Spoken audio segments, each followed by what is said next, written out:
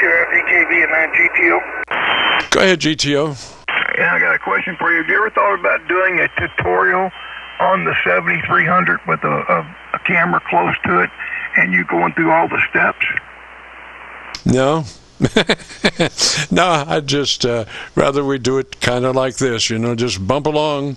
I think, the average Qso-Vlog is somewhere around 8 minutes, 8 minutes. Sometimes it gets longer and sometimes it gets shorter, but we managed to hit all the high spots. And I think the hardest one to hit and the most relevant one is that transmit bandwidth, because nobody even thinks, nobody knows where the heck that is.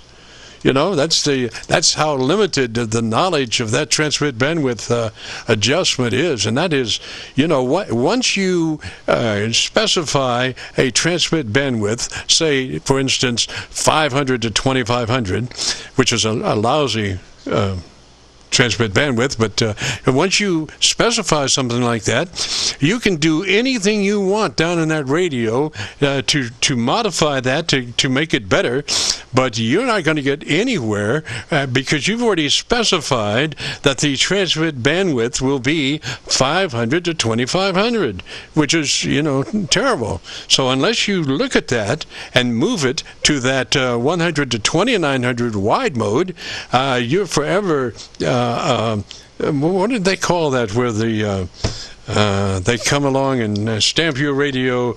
Not very good, because it's going to sound like that. It's going to sound like two cans on a piece of wire. So what you're saying is, since I spent $4,000 on an LDMOS amplifier and I haven't read the instructions, and I've got RF coming down one antenna, and I don't know why, but I don't know how to get to my bandwidth, I guess you're telling me I really need to read the manual. Sounds like you have RF moving around there, and there's a number of reasons for that. One of those is an inconsistency between the high side. If you're not using a transformer, then you're running unbalanced. And if you're running unbalanced, then the ground side and the high side want to see some similarity of sameness.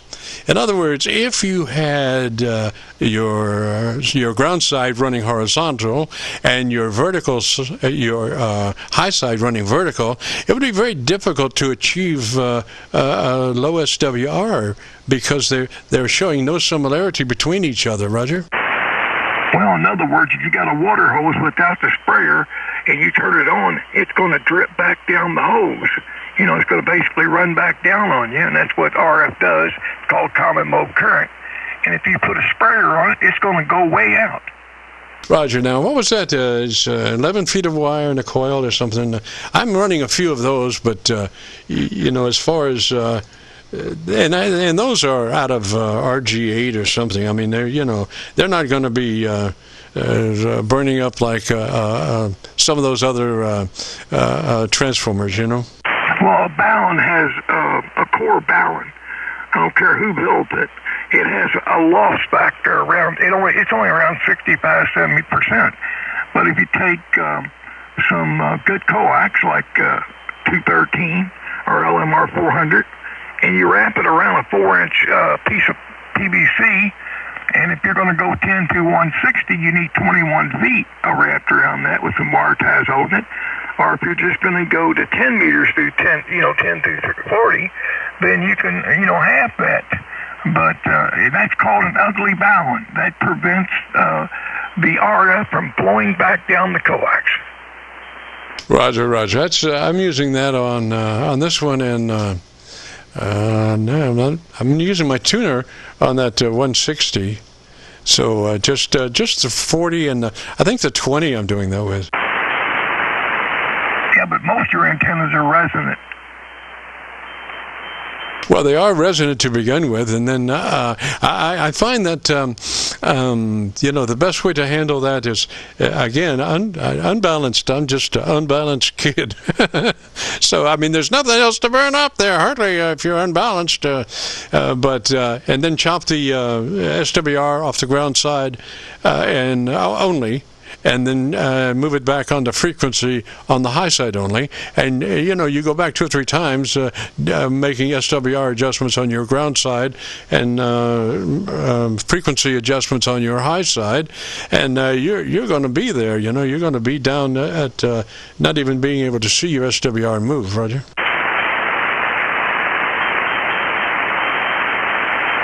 Well, in my terms of my digital watt meter, if I don't see any kind of reflective power, it means I'm not transmitting.